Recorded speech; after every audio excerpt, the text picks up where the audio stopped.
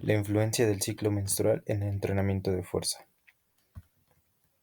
Maestría en Ciencias de la Actividad Física, segundo cuatrimestre, Sistema Neuromuscular y Sistema Neuroinmune Endocrino. Catedrático Dr. Javier Eduardo Rojas Figueroa. Licenciado Luis Ronaldo Hernández Calderón, Tlaxcala Tlax, a 19 de enero del 2025.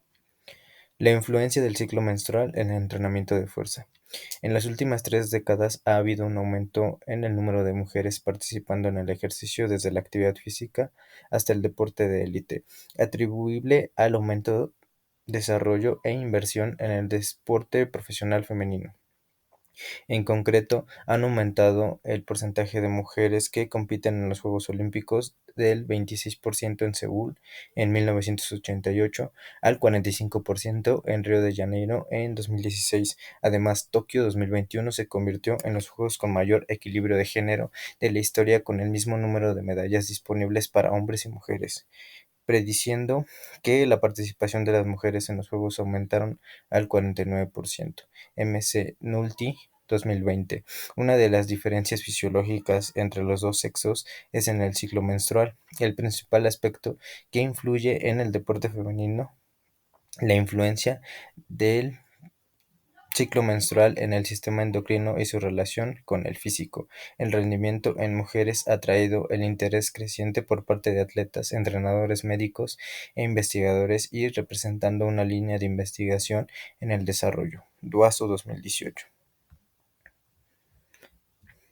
El ciclo menstrual es un periodo fisiológico desde el inicio del sangrado, día cero, hasta el día antes del siguiente sangrado, más o menos 28 días. Durante este periodo hay ondulaciones fisiológicas de 4 hormonas: estrógeno, progesterona, estimulante del folículo y hormonas luteinizantes. Lagos Fuentes 2020. El ciclo menstrual suele dividirse en dos fases: folicular y lútea, o en tres, añadiendo la fase ovulatoria entre ellas ambas. Duaso 2018, aunque estudios que lo dividen en hasta 7 fases. Sin embargo, la clasificación del ciclo menstrual utilizando solo dos fases no distingue suficientemente los múltiples medios hormonales que ocurren dentro de estas dos fases. Por lo tanto, el ciclo menstrual es típicamente expresado en investigaciones que utilizan subfases, como folicular temprana, folicular tardía, ovulatorias, lúteos, premenstruales. Carmichael 2021. La duración del ciclo menstrual a lo largo de la vida va desde la pubertad hasta menopausia, interrumpido solo por embarazo, lactancia o patologías particulares. Su regular es sensible a factores como estrés, problemas emocionales, intervenciones quirúrgicas y enfermedades. La fase folicular. La fase folicular temprana comienza con la menstruación, fase de sangrado, que normalmente tarda de 4 a 6 días en completarse. En esta fase, las concentraciones de hormonas sexuales femeninas son relativamente bajas y estables. Carmichael 2021. La fase folicular tardía dura hasta la ovulación, y la concentración máxima de estrógeno coinciden con niveles bajos de progesterona. Antes de la ovulación hay una disminución en la concentración de estrógenos para promover ovulación. Aumento de la hormona luteinizante para fortalecer la fecundación. Lagos Fuentes 2020. Finalmente, la fase lútea comienza unas horas después de que el ovocito haya sido expuesto del folículo maduro. El cuerpo lúteo secreta progesterona, alcanzando su pico más alto y su menor cantidad de estrógeno. Sain 2011. Bajo la influencia de ambas hormonas, pero especialmente progesterona, el endometrio comienza su fase secretadora, que es indispensable en la preparación del útero para la implementación en el caso de que el ovocito sea fecundado. Si no hay implantación, el cuerpo lúteo degenera en unos días. Como hormonal, las concentraciones disminuyen. Esto conduce a desencadenar una nueva menstruación a medida que el endometrio se desprende del útero. Sanin 2011. Fase 1. Por lo tanto, durante estas fases del ciclo menstrual hay dos hormonas principales que varían en concentración en todo el ciclo. El primero es el estrógeno, una hormona con supuesto efecto anabólico, es decir, promueve el crecimiento menstrual, mientras que la progesterona se ha relacionado con vías catabólicas. Romero Moraleda 2019. El estrógeno influye en el tipo 1 colágeno tanto en relación con la disminución con la que es la degradación, aumento del contenido elástico, disminución del diámetro y densidad de la fibra. La fase 2, por otro lado, la progesterona está relacionada con el aumento del número de fibroblastos y síntesis de colágeno. Muchas de estas variables podrían ser relacionadas con el rendimiento físico de las deportistas en general y con sus niveles de producción de fuerza en particular. Duaso 2018. Fase 3.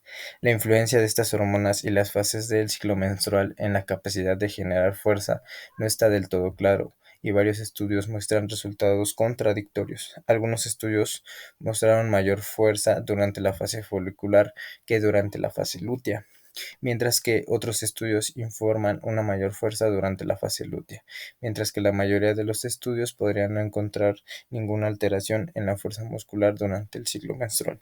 Sun 2014. Métodos que se utilizaron dentro de este artículo.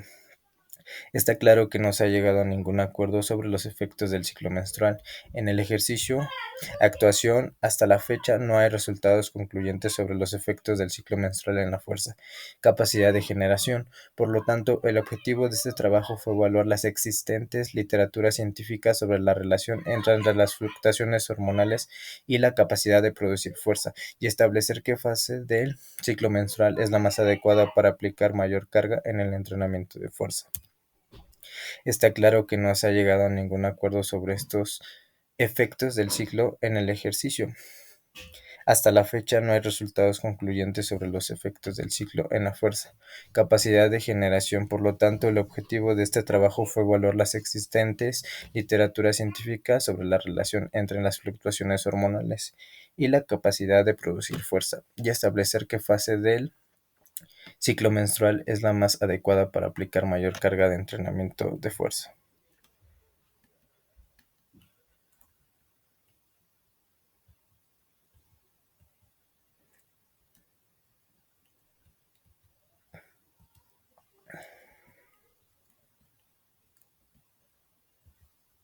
Parece que la fase del ciclo menstrual en la que la producción de fuerza de agarre es mayor no está completamente definida.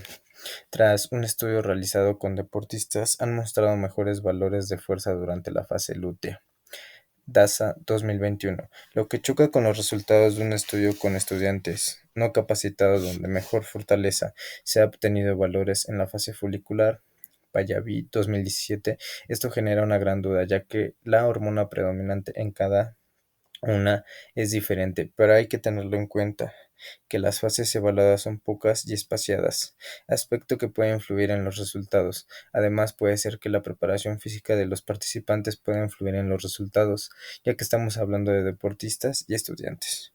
Por otro lado, dos autores, Arwar y Weidauer, quienes con sus estudios coinciden en que los mejores valores de pinza de la fuerza ocurren en la fase de ovulación, donde la hormona predominante es la hormona luteinizante.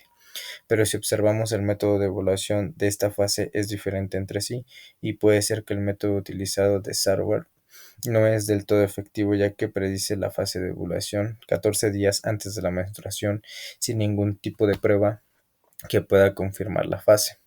Por otro lado, Wei-Daur, para confirmar la fase de evaluación, ha permitido al participante hacerse una prueba de ovulación en casa todos los días desde el séptimo día hasta que dé positivo, un método más eficiente que permite la confirmación y prueba en esa fase. Finalmente, Janssen en su estudio no encontró diferencias significativas a lo largo del ciclo menstrual, aunque dejó algunas fases para evaluar con la ovulación y observar el previo resultado. Es posible que haya encontrado alguna diferencia.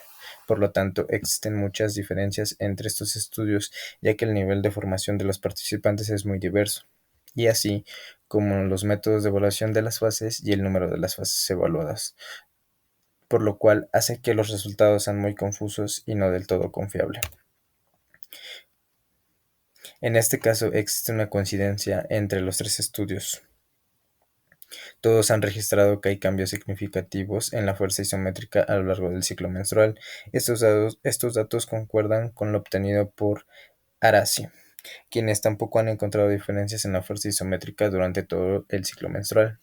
Las fases evaluadas creo que son pocas y espaciadas, que utilizan un método adecuado para evaluar las fases a medida que medir estrógenos, progesterona, FSH y LH a través de muestras de sangre, pudiendo así confirmar la fase del ciclo. Por otro lado, QN y Miyazaki evaluó la fase de evaluación, aunque el método para determinar las fases puede no ser muy efectivo, ya que primero utiliza una aplicación y kits de ovulación y las participantes se divierten mucho responsabilidad al registrar las fases.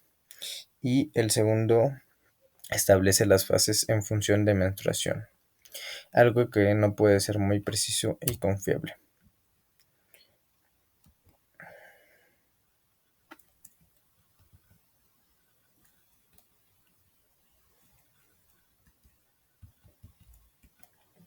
Dos estudios han evaluado la fuerza de las extremidades inferiores. Romero han realizado un estudio de media sentadilla con diferentes porcentajes de 1 RM, observando solo diferencias con porcentajes del 60-80%, en la que los mejores valores se obtuvieron en la fase folicular temprana y tardía, fase respectivamente, coincidiendo la fase folicular tardía con el pico de estrógeno más alto, por lo que apoyando la hipótesis presentada por Smith, que sugiere valores porque el estrógeno es más alto que en la fase folicular tardía. Además, para determinar las fases del ciclo, se han utilizado tres tipos de medidas recomendadas por Van Baishey y Tenan, que permiten controlar eficazmente y determinar las fases. Resultados que tienen una ligera coincidencia con Shaifawi, que ha realizado prensa en pierna 1 RM y que ha evaluado un gran número de fases que le han permitido conseguir resultados más precisos,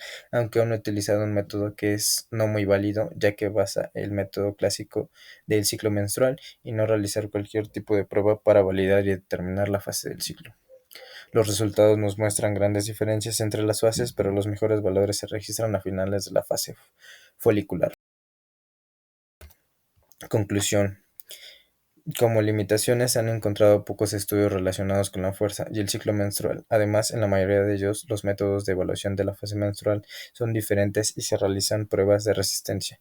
Respecto al objetivo principal de este estudio, podemos concluir que la capacidad de producir la fuerza es mayor en diferentes fases dependiendo de la prueba de fuerza realizada.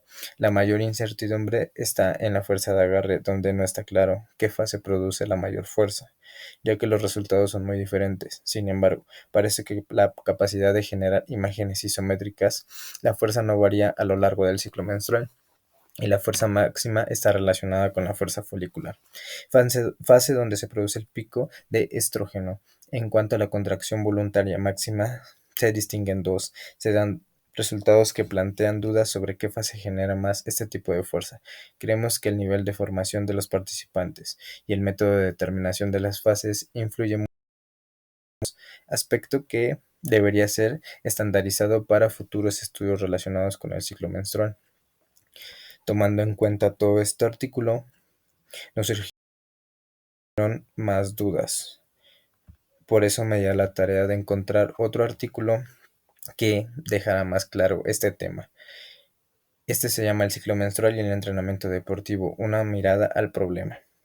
Las características más importantes del deporte femenino contemporáneo es el intenso dominio de las modalidades deportivas que hasta hace poco se consideraban privilegio de hombres: fútbol, hockey, halterofilia, boxeo, judo, lucha libre, sambo y algunas modalidades de atletismo, entre otros. Ya a nadie le sorprende los extraordinarios resultados que consiguen las mujeres en los escenarios deportivos. Es más, admirados sus éxitos en las modalidades tradicionales masculinas. En el programa olímpico faltan pocas modalidades deportivas por ser conquistadas por las mujeres.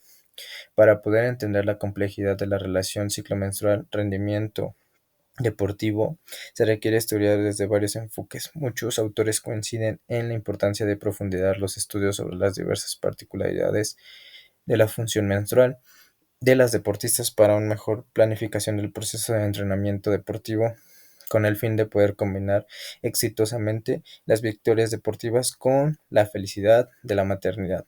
Al elaborar el presente artículo se hizo una revisión de análisis de literatura científica y algunas otras fuentes alrededor de los temas de menarquía y el ciclo menstrual en las deportistas, afecciones de la función menstrual en las atletas y relación del rendimiento deportivo con el ciclo menstrual. ¿Qué métodos se utilizaron? Características del ciclo menstrual en las deportistas según los resultados de la investigación con las deportistas. La duración del ciclo menstrual al parecer no se ve afectada en comparación con los jóvenes y mujeres que no practican deporte. La duración más común del ciclo menstrual en la población general es de 28 días, con desviaciones hasta 7 días. Saldarriaga y Artus 2010. En las deportistas los ciclos con 28 días se observan en un 60% de los casos, los ciclos de 21 días en 28% y de los 30 a 35 días en apenas 10 y 12%. Volkov 2002. En la investigación de Krauss 1993 con 46 deportistas de 16 a 22 años de edad, se observa que la duración del ciclo menstrual oscila mayoritariamente entre los 24 y 30 días, donde varía el acuerdo al nivel. La feminidad al nivel de feminidad, distribuyéndose de la siguiente manera en el grupo A, con alto nivel de feminidad. El ciclo de 24 días se presenta de 28,6% de deportistas y el de 28 días en 21,4% de ciclos inestables. Se presentan en 35,7% en el grupo B con el nivel medio de feminidad. El ciclo 28 días se encuentra en 30% de las deportistas y el de 30 días en el otro 30% del ciclo irregular. Se presenta en 16,7% y en el grupo C con un bajo nivel de feminidad. El ciclo de 28 días se encuentra en el 30% y en el de 30 días de 45% de las deportistas, donde los ciclos irregulares se observan en apenas 15%. Estos datos en el último grupo difieren en los resultados de otros trabajos, donde se han encontrado que precisamente en los grupos de mujeres con el bajo nivel de feminidad se observa el mayor porcentaje de inestabilidad del ciclo, en comparación con los demás. Soboleva, 2001. En una investigación con los jóvenes deportistas vallecaucanas, el 54,4% se de encuestas respondió que su ciclo es estable, el 30,5% dijo que no, mientras que el 15,1% no supo responder a esta pregunta. El 38,5% del total de deportistas señaló que ha presentado los retrasos mayores a una semana, en las cuales el 37,9% mencionó retrasos de más de 4 semanas. El 83% de estas jóvenes desconoce las cuales de los retrasos. Konovalova y Rivera 2009. Otros estudios señalan cifras similares con respecto a las afecciones del transcurrir normal del ciclo. Una investigación realizada con 974 deportistas demuestra que el 32,9% de las practicantes de modalidades cíclicas y el 35,9% de deportistas de modalidades acíclicas presentan alteraciones de la función menstrual en lo referente a la estabilidad y el carácter del ciclo menstrual. Según Wróblewski, 2003, el entrenador necesita saber cuál es la duración del ciclo menstrual de sus deportistas, puesto que de esta manera se puede calcular el número de días favorables para la capacidad del trabajo durante el año y programar el proceso de entrenamiento. Así, las deportistas con el ciclo de 21 días tienen un año en promedio 17 ciclos menstruales, las deportistas con un ciclo de 28 días tienen 13 ciclos y las que menstruan cada 35 días tienen 10 ciclos al año. De acuerdo a esto, el número de días que corresponde a una alta capacidad de trabajo en estas deportistas sería respectivamente 178, 222 y 255 días. Lógicamente, las deportistas con ciclo de 35 días representan un modelo biológico más eficaz desde este punto de vista para realizar el programa de entrenamiento, mientras que las deportistas de un ciclo de 21 días pierden en promedio 77 días de una alta capacidad de trabajo. De esta manera, la planificación de la preparación de las mujeres se debe diferenciar no solamente de los hombres, sino también entre las mismas mujeres con una duración diferente del ciclo menstrual. El entrenamiento y las competencias durante la menstruación. Los resultados de la investigación sobre la influencia de la fase menstrual en los resultados deportivos han sido variados, pero la mayoría de ellos apunta que los deportistas consiguen sus mejores marcas en el periodo fuera de la menstruación. Método. Según Chamardina y Bashinskaya, de los 23 acróbatas encuestados, todos sin excepción entrenan durante la menstruación. Entre ellas, el 90% entrena sin limitaciones, aunque el 80% considera que el entrenamiento durante este periodo es poco eficaz. En lo que referente a las competencias, igualmente, todas las acróbatas compiten durante la fase de menstruación. El resultado deportivo se interpreta como bajo en 30% las encuestadas, como medio en 20% y como alto en 50% de las deportistas. Pero hay que tener en cuenta que el resultado de la competencia puede tener un carácter subjetivo, puesto que las acróbatas compiten por parejas. Sokolova 2003 ha detectado que durante la fase menstrual, entre el 100% de gimnastas, 98,3% de las mujeres en deportes de conjunto y halterofilia, 91% de las atletas y 78% de nadadoras, las cargas físicas y la función reproductiva de las deportistas. Según Lebusheeva y Shahidlena, hoy en día se ha habido abiertamente sobre los prejuicios de la práctica deportiva no adecuada en el organismo femenino. Cada vez se hace más difícil arrancar un alto nivel de adaptación hacia las cargas, necesario para un exitoso desempeño. El precio de la adaptación del organismo de las mujeres hacia la actividad deportiva intensa crece cada año, lo cual influye negativamente en el funcionamiento de varios sistemas del organismo de las deportistas, incluyendo el sistema reproductor. En algunos casos, basta con bajar las cargas de entrenamiento para restablecer gradualmente la función reproductiva, pero en otros se requiere un tratamiento con medicamentos y otra serie de métodos.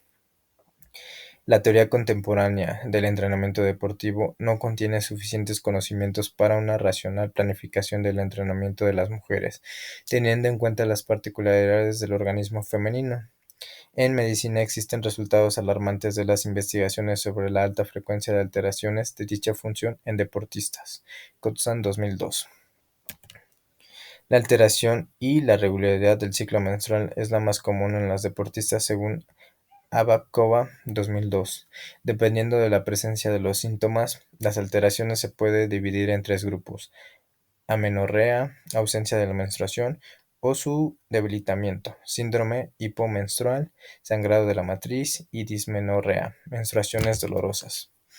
Los resultados de las investigaciones con las deportistas de alto nivel demuestran que un mayor porcentaje de alteraciones de la función menstrual se encuentra en jóvenes y mujeres que no reduce la carga de entrenamiento durante las fases de tensión fisiológica. Sokolova 2003. ¿A qué conclusión llegamos? Según el análisis realizado, el ciclo menstrual marca un comportamiento variado de las distintas funciones vitales de la mujer, lo cual se debe tener en cuenta en la planificación y en la construcción del proceso del entrenamiento.